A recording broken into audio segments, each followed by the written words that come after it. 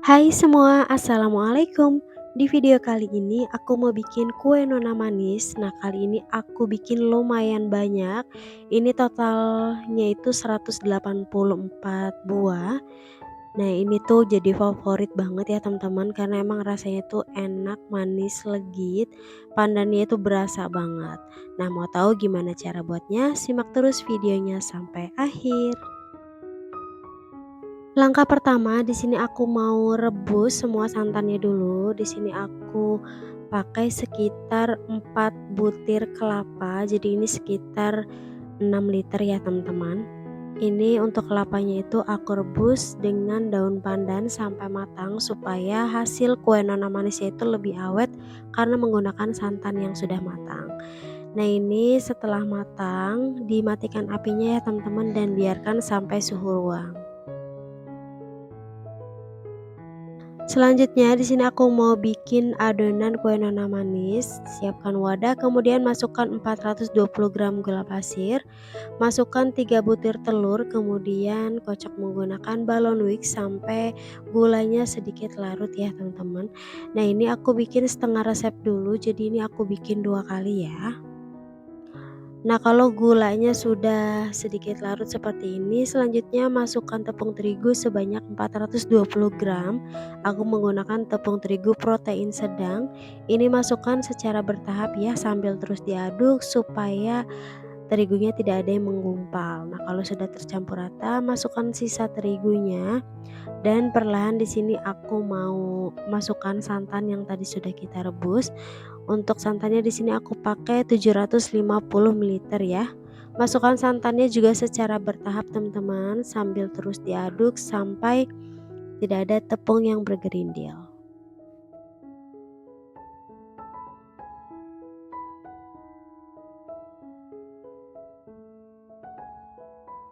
Nah, kalau santannya sudah masuk semua, adonannya jadi seperti ini ya. Lanjut aku mau bikin adonan pandannya. Di sini aku sudah siapkan wajan, kemudian masukkan 450 ml santan, lalu tambahkan 300 ml jus pandan atau bisa juga pakai endapan pandan. Tambahkan 180 gram gula pasir, lalu 90 gram tepung maizena. Kemudian tambahkan 1,5 sendok teh garam. Lalu ini diaduk sampai tercampur rata. Nah, karena di sini menurut aku warnanya itu kurang hijau ya teman-teman. Jadi ini mau aku tambahkan pasta pandan, boleh juga pakai pewarna ya. Ini aku tambahkan sekitar setengah sendok teh pasta pandan. Aduk rata, lalu di sini aku mau masak dengan api sedang sambil terus diaduk sampai adonannya matang dan mengental.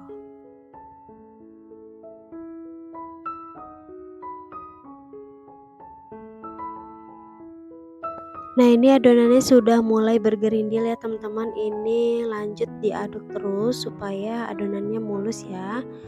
Nah, kalau adonannya sudah mulai mengental dan meletup-letup seperti ini tandanya adonannya sudah matang.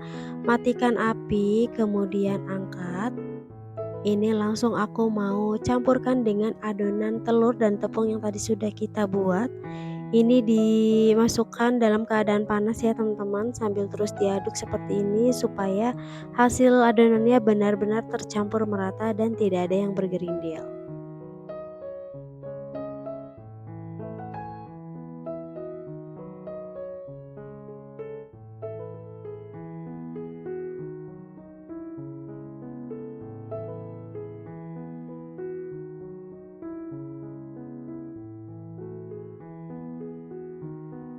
Kalau adonan pandannya sudah tercampur rata, disisihkan dulu. Lanjut aku mau bikin adonan yang putihnya ya teman-teman. Di sini aku siapkan 120 gram tepung beras, kemudian tambahkan 3 sendok makan gula pasir,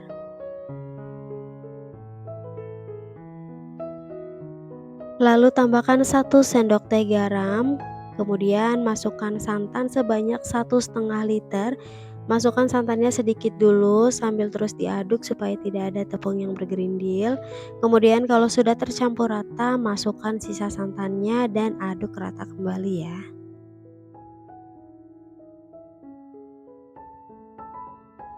Nah, kalau sudah tercampur rata, ini langsung mau aku masak di api sedang cenderung kecil sambil terus diaduk supaya hasilnya benar-benar rata dan mulus, adonannya tidak menggumpal ya teman-teman.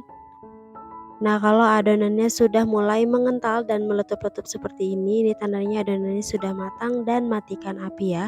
Biarkan sampai sedikit hangat. Lalu di sini aku sudah siapkan botol saus seperti ini, teman-teman. Kemudian masukkan adonan yang putih tadi ke dalam botol saus. Tujuannya supaya pada saat mencetak adonan lebih mudah ya.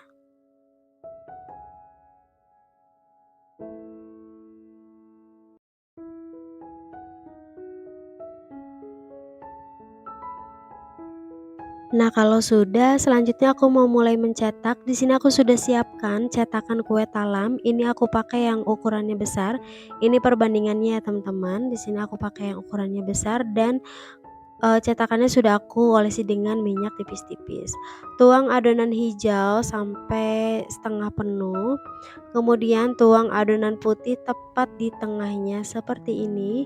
Ini tuang adonannya jangan sampai penuh ya teman-teman, supaya pada saat dikukus nanti tidak melebar. Nah, lakukan lagi tuang adonan hijau, kemudian tuang adonan putih tepat di tengahnya, jangan terlalu penuh ya. Ini cukup 7/8 aja. Nah, lakukan sampai selesai.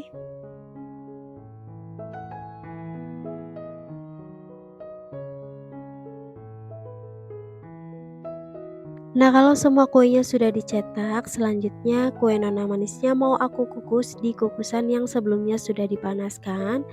Kemudian masukkan kue ke dalam kukusan dan kukus selama 15 menit menggunakan api sedang.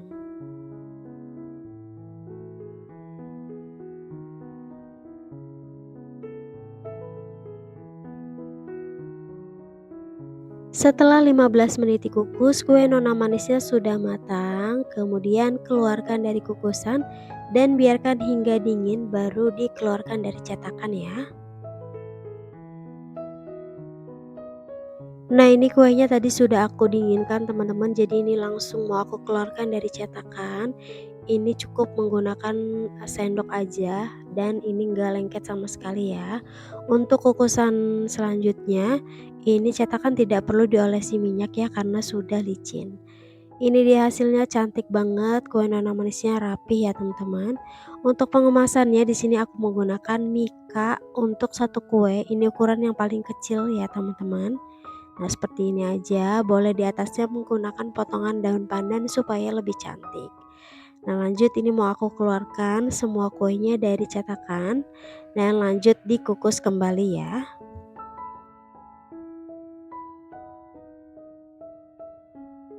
Nah, ini di hasilnya kue nona manisnya udah jadi teman-teman. Hasilnya cantik banget, warna hijaunya itu menarik karena di sini aku menggunakan jus pandan yang dicampur dengan daun suji ya. Ini hasilnya 184 pieces. Untuk resep tadi aku menggunakan 2 kali resep ya. Nah, buat teman-teman yang suka dengan video aku, jangan lupa like, komen, dan subscribe. Terima kasih.